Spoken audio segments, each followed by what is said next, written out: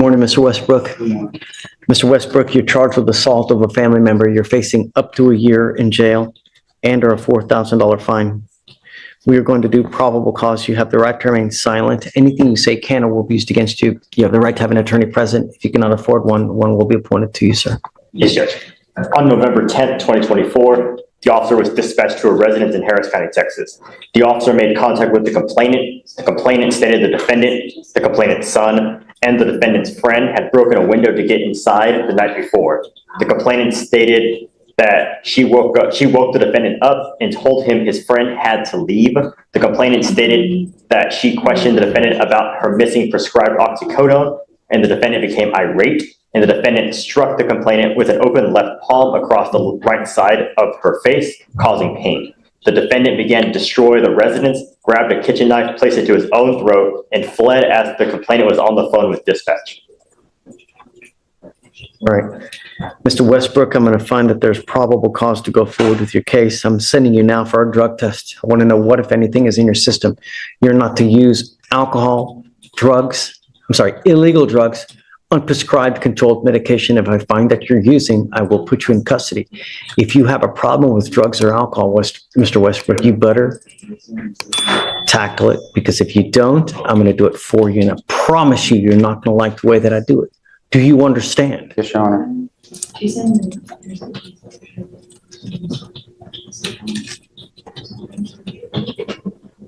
It's now, 12:10. All my lawyers are gone and I need to get the results back, but it's not going to be. So we need to roll this case to either, tomorrow, Friday, come back and we can finish what we're doing. Now it's just too late for us to get the results and finish everything up. I'll let you pick whatever day you want to come back, but we have to come back and finish. Sir, How old are you? I'm 19, sir. What do you do for a living? Right now, I'm just working at a fast food place, trying to get back into college. Who do you live with? My mother, well, that's who I was staying with. I don't want to talk about the case. I only want to know what you're doing in life and see. I'm trying to get back. I'm trying to go to college, get my trade school to become a welder. That would be fantastic. I tell you what, there's no better way to make a killing than getting a trade like that. It's a great idea, Sure. right? Unless you want to go the school route. Either way, but you got to do something, because now is the time that you build your life, not at 46, at 48 to try to say, well, you know what, I'm going to go to college now. Most people have their careers by then. Sure. All right. So, we're going to send you for a test now. We'll have you come back and then, we don't.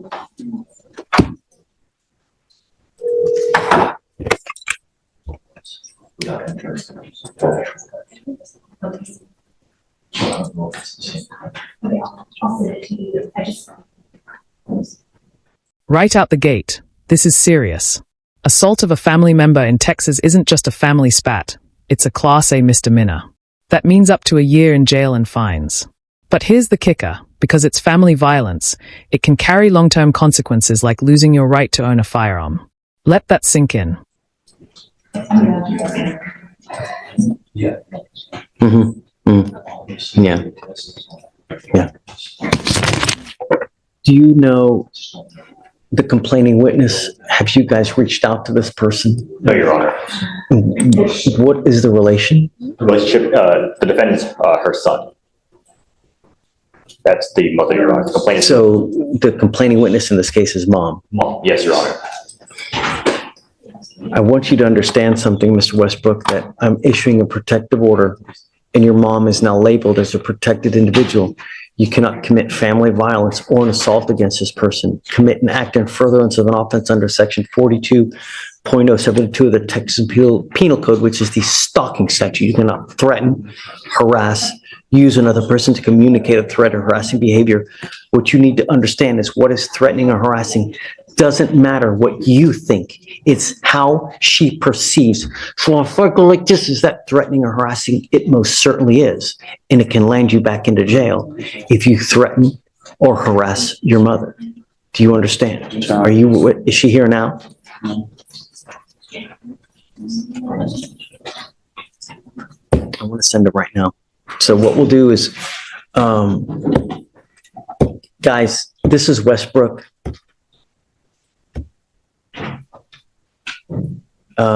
We've got mom as a CW. Yeah, or I guess, let me give you the cost number. You're right. I'm sorry. It's 253-8133. My concern is that when we have these cases and no one has spoken to the complaining witness, I order no contact. How are we going to do that here? Let me see, Judge, if I can step out and try to contact her. Yeah, do you mind? Let's see if we No, I don't can, mind. please. All right, so let me impart to you one more thing, Mr. Westbrook. You got out of jail because we gave you a free bond. When we revoke bonds, we normally set them in around 5, maybe 10,000, maybe 15, depending on what happened. If you don't have anyone to pony up that kind of money, you will be stuck in custody until these cases are over with. Whoa. Did you catch that escalation? In under a minute, we went from a stolen pill bottle to a knife to the throat. That's not just a legal case, it's a human meltdown. Question for you. Do you think moments like this show a need for more mental health intervention, or is the system right to push this through criminal court? So when you're out there in the free world, think before you act. Think before you speak, because it may be very well. Do you understand me? Your Honor. Okay. What did you want to say? I don't want to talk about the case. I'm not. I was requesting, is it okay if I check myself into the mental hospital? It's not about the case, but that's where I was supposed to go.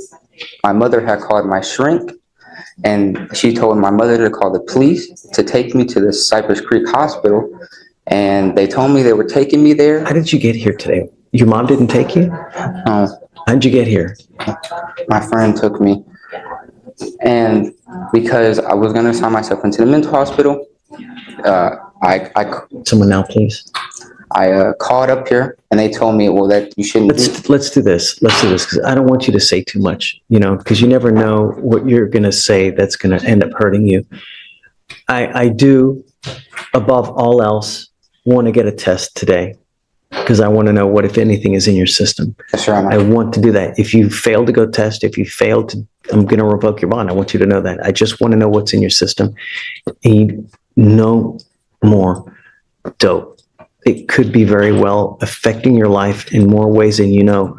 When you take, do you take medication prescribed by a doctor? And that's what we're working on. Okay. You got to find something if that's what they prescribe. You got to also have to understand that it may take a while to find something for you to get used to that. When you start taking these psychotropic medications, you may take one and there's a side effect that doesn't agree with you. So you move on to the next one. It may take a couple days, but you got to just wait, find the one that agrees with you, but give it time and be patient, because it affects everyone in different ways. So if you find that you're agitated, that you find yourself angry, just time out, relax. It's never the end of the world. Anything can always be resolved with time, love, care. So just take that. Your Honor. I'm going to appoint your lawyer. I'm going to see if we can get you one here real quick. Okay.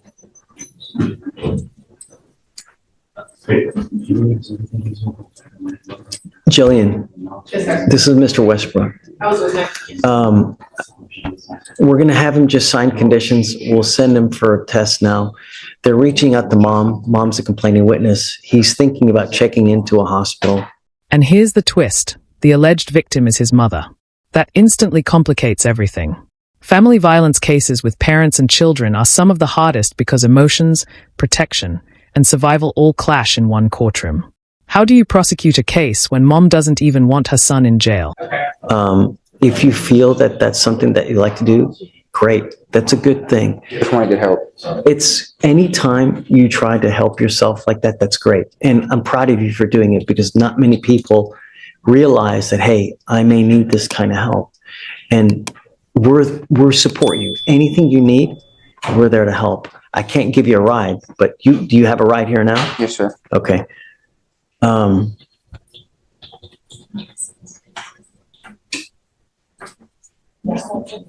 I guess bear with me a second. Just take a seat for me. I just want to wait to see if she was able to get in contact with your mom. Once we do, I'll bring you back up. We can talk. Okay. Thank you, Mr. Westbrook. And good job for coming, huh? Would you like him to return to address results? We're not going to return. We'll send him off another day or two. Yeah. Lillian, you ready? Okay, tell me. So I just spoke to the complaining. You got a hold of her? Yes, I got a hold Yay. of her. She's his mother. She was extremely distraught on the phone. She said that the defendant is mentally disabled. He has a lot of conditions, and he has these episodes. I didn't get quite a great understanding of what episodes is, but she had called his therapist or his psychiatrist, and the shrink instructed the complaining witness to get him transported to Cypress Creek Hospital Okay. because he was making harm, like threats of harm to himself. And so this complainant called the police in order to try to get their help in transporting him to the hospital because she couldn't get a handle of it. So she says it was never an assault in progress call and not one that she intended to make. She said when the police asked if the defendant was hurting her, she said no. So she is very distraught as to why this was filed. Did an assault occur? She says that when he's having episodes, he flares his arms around and sometimes it could strike her, but it's not like intentional, is what she said. And she said she's not afraid of her son. She is upset that this happened when they were supposed to help him. She was just very distraught, Judge. This is powerful. The judge is basically warning, your medication, or lack of it, can define your future. Psych meds are tricky, no one size fits all. But legally, if Westbrook skips prescribed treatment, courts may see it as negligence.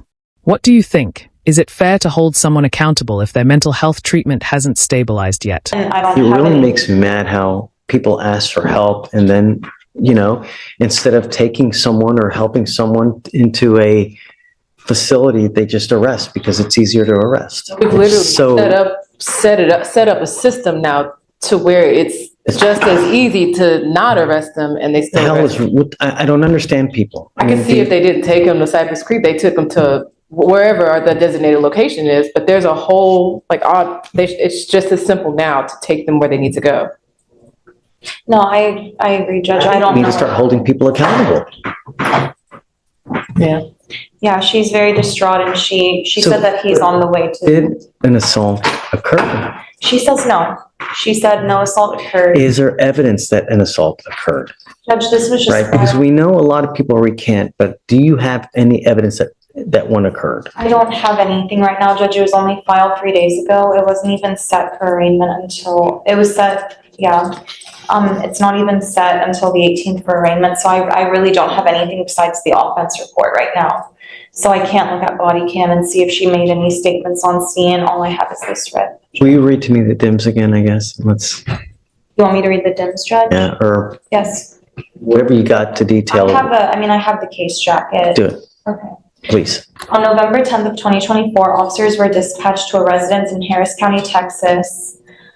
Upon contact with the complainant stated that the defendant, her son, and the defendant's friend had broken a window to get inside the night before. The complainant stated she woke defendant up and told him his friend had to leave.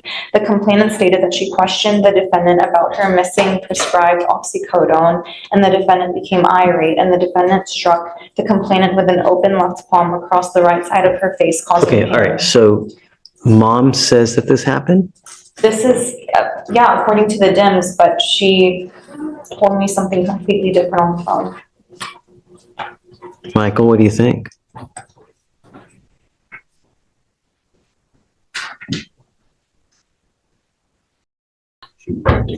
She's recanted, yes. Is this a bond? Are you approaching on bond condition? No, No. Okay, PC? just on PC. PC. Ultimately, what's happening is she called the police in an effort to get mental health help. But what ended up happening is they just took him to jail. Now, she allegedly does say that assaultive behavior did occur, but now she's saying something completely different. Bombshell moment. The mother tells the court, this wasn't assault, it was a mental health episode. That changes everything. If true, this case should never have entered the criminal lane. But here's the legal dilemma. Once police write it up as assault, prosecutors often push forward even if the victim recants. What's right? Yeah, Judge, I mean, what they do this all the time. They say what actually happened to the police, and then they'll recant the second someone goes to jail. They want them out of the house to be safe because they're in danger at the time. And then when they realize the person actually went to jail and is being held accountable, they call us and tell us, well, nothing happened. I think at this point, I mean, I know that. time to watch the body cam and listen to the 911, but I think what she said at the scene is what we need to go off of based on PC. And what she's saying to us in the RIP call, we need to evaluate the case at that point. But what's in the offense report, what she told police at the scene, should judge how we evaluate PC for now. And I was gonna say, I would disagree. It's not your run-of-the-mill recanting, because the first phone call that was made was to his psychiatrist. And his psychiatrist says, call the police so they can transfer him to the mental health hospital. And so that's what she did based on the advice of his doctor. And so That's according to what she told me, Judge, that she called the shrink. Well, she called the person a shrink. So I don't know if it was a therapist or a psychiatrist, which is why I'm saying shrink. She told me that she called them first, but again, that's going off of her word. And if she's recanting now, I don't know how much. I think that for now, I'm going to find it. Okay. But I guess Judge, in lieu of any drug testing right now, I mean, he can go today, but as far as like resetting him for tomorrow or Friday, he is come up, supposed to Mr. Westbrook. he is supposed to be checking in today, as was the plan last week. Is that okay with the court? I'll get the proof that he's checked in. They've got a bed ready for him, and he's supposed to be going in today to the hospital. I'd like to test you real quick because I just want to know what's in your system. Will you go to the hospital afterwards? I think it may be a good idea. You know, your life is valuable. You have only one. When you take a catastrophic move where it's you harm, it's something. It's not like Target. You can return it. You can't. There's some things that you just can't come back from. If you have patience, then anything can be achieved. So don't make rash decisions. Take time, take care. We're here to help you as well. I want to help you. The goal for us is to have you leave better than you came. And if you give us time. Notice the judge's tone shift. He's no longer just laying down the law, he's almost counseling Westbrook, telling him his life is valuable and not disposable. This is courtroom reality TV meets therapy session. Some judges play hardball, others play mentor. Which style do you think actually works better? Strict punishment or tough love? And be patient. We can help you with that. I have all kinds of resources, have all kinds of things at our disposal to help you. All you have to do are two things. Come back and stay in touch with Jillian. She's great. She will help you with whatever you need. She has a direct line to me that she can always call me. If you need anything, we have resources to help you out. But you got to stay in touch with us. And I think that that's a good call. If you make it down there, let me test you real quick. I'm not going to have you come back. Just go directly there to the Cypress place right after. As long as we know that you're there, I'm not going to revoke your bond. We will let you just take time that you need to go do what you need to do. But I got to know that you're there. Sure. If I don't know that you're there and I think you're out monkey business and not doing what you're supposed to be doing, I'll issue a warrant. I don't want to have to do that. So just please stay in contact with us. Do what you say you're going to do, and good things are going to happen. I promise. Sure. You can always get a hold of us. If you ever need anything, just come back here as well. We're always willing to help you with whatever you need. Do you have any questions? Okay. Let's set it off a week. I don't want to do a long one just to make sure that we stay kind of close with Mr. Westbrook. You know, she'll give you her number so that you can always get a hold of her. Okay. All right. But we'll also take care of costs. You won't have to pay for anything. So don't worry about the money.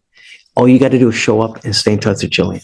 Yes, sir. All right? So, quick question. When I do get out of the hospital, just to let her know that I am getting out of the hospital, correct? So what happens is usually when you check in, we'll get a rough kind of figure for how long you'll be there. I don't know. It could be a day, it could be 2 days. The idea is to get you as the best way you can. And it may take a day or two, it may take a week. I don't know. But stick with it. Yes, sir. You know, take your time. Rome wasn't built in a day, as the saying goes. It takes time. And if you've got the patience, you got the love, you got the want, anything can happen, you know, here soon. And I also have resources to get you on track to help you with welding if you want it. I know people and I'll help you out with it. If you help me with yourself, I will help you with the job aspect afterwards. I promise. Sure. You know?